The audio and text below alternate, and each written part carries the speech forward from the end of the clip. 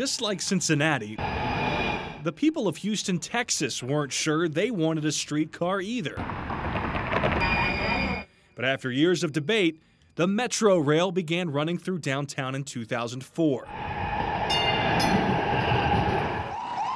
Then the accidents, authorities say he was seriously hurt, began happening when this Metro train rammed into the vehicle. One after the next. It hit us hard. It was a big impact. This SUV was riding alongside the train and they just turned into us. Walkers, joggers, cyclists, cars, even buses couldn't get out of the way of the Metro Rail. The front windshield of the Metro Light Rail train was shattered. So were the nerves of the people on the train. In most cases, we found the accidents were not caused by the train.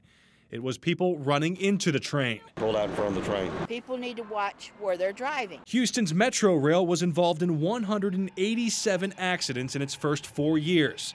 The worst year was the first, 2004, 62 accidents.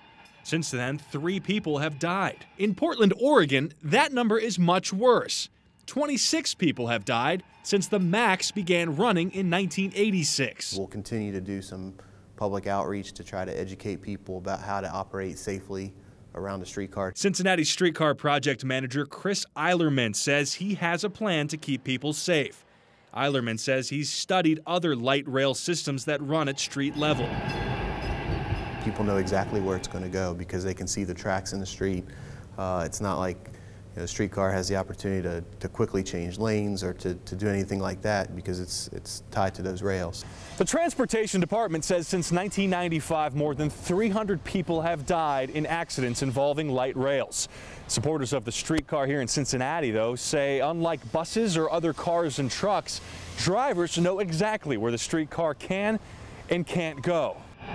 I do expect a lot of accidents. Engineer Michael Patton has been an outspoken critic of the streetcar project from the beginning. This is not going to work. Look, I mean, we're just too close to traffic. It's an amusement park ride for yuppies. That's former State Representative Tom Brinkman's take. He's more pessimistic than Patton about the future safety of the streetcar. There's also pedestrians all over the place, and some will be hit, and some will die.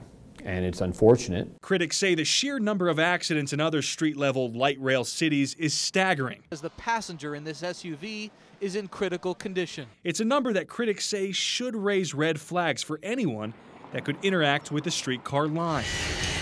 Most successful transit on a local level like this avoids traffic. It's either underground like in New York and DC, or it's above ground like in Chicago, the L. And that's the problem with this.